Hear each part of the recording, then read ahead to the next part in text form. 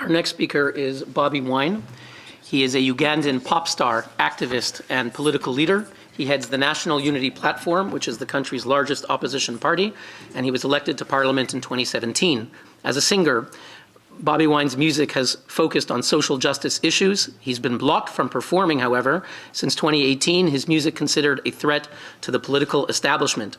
He received massive support across the country and then started the People Power movement in 2017 to encourage young Ugandans to get involved in politics. Since then, he's been arrested, tortured, subjected to various other forms of abuse and harassment. His supporters and friends have been targeted by the government, with some killed and others abducted and tortured.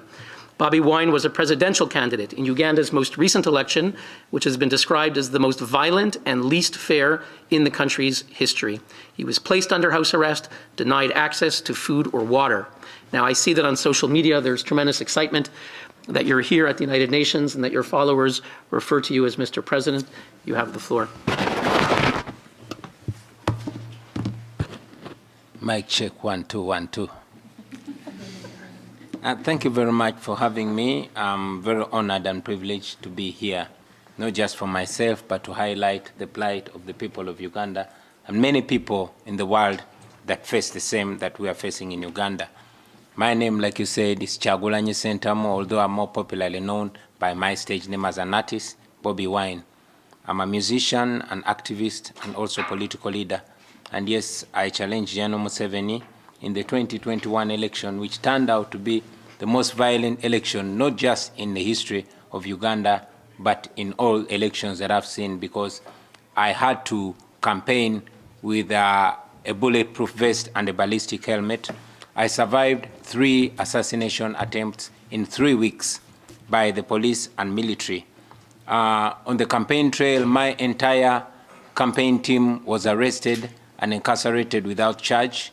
Many were tortured, and many are actually still in detention. On November 18th, 2020, I was arrested, and when people protested, the military went on rampage and shot and killed hundreds of protesters, although the regime in Uganda only acknowledged 54. Thousands of our supporters were abducted by unmarked military trucks. Many of them showed up dead on the roadside and in the woods. Many of them returned with severe torture marks and horrifying stories. Women were raped, men were castrated, and others, terrible things are happening to them. Many are still missing up to today. And like I said, many are dead. Many are detained without charge up to today. This did not just happen and stopped in the campaign season. It is still going on as we speak right now. Many political prisoners are held without charge, and this includes 2 members of parliament from my party and a young mother who was taken away and left her breastfeeding baby behind. I could go on and on and on, but it's important for me to highlight that as we speak right now, the mineral-rich region of Karamoja is facing bombardment. Hundreds of extrajudicial killings are ongoing. Houses are being burnt and women are being raped.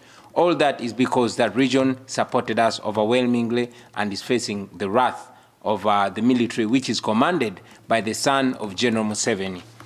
I could go on and on and on about the plight of the people of Uganda, but now that I'm here, I want to use this opportunity to request the world for attention. Every time we speak, because we cannot find justice in Uganda by local methods, we tend to highlight our plight to the international community, although when we do that, General Museveni brands us as agents of the West and agents of colonialism. But I request the world for attention. If we get just a fraction of the attention that other regions get, we believe that would be a healing process for us, ladies and gentlemen. Just like Putin is doing in Ukraine, just like Putin has been tolerated by the international community, General Museveni has been tolerated for far too long. And the detriment of democracy and human rights is the tolerance of the world's democracies for dictators. Just like Putin had to start a war to win attention and ratings in his country. Just last month, Uganda faced a verdict from the International Court of Justice, having raided the Democratic Republic of Congo and plundering and murdering and raping women there. Now the taxpayer of Uganda has to pay more than $200 million to settle that which was caused by General Museveni. Uganda depends largely on international aid, and it's sad that the international community continues to have cooperation and to shake General Museveni's blood-stained hand.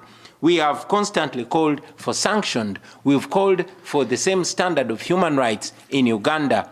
We have requested the international community to hold Uganda accountable and to put conditions of human rights, of the respect for human rights and democracy and the rule of law as preconditions for cooperation. And again, we've called for sanctions for General Museveni. And we've said that when Idi Amin did what Museveni is doing in Uganda, he was sanctioned.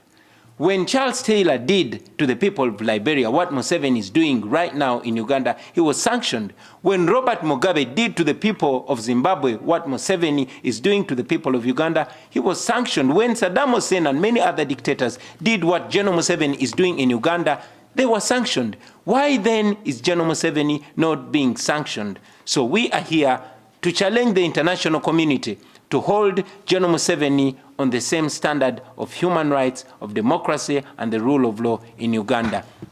Dear international community, if you cannot help us, please stop sponsoring our oppression. Please stop being the paymasters of our oppressor. If that stops, then that will be the beginning of the liberation of the people of Uganda. I thank you.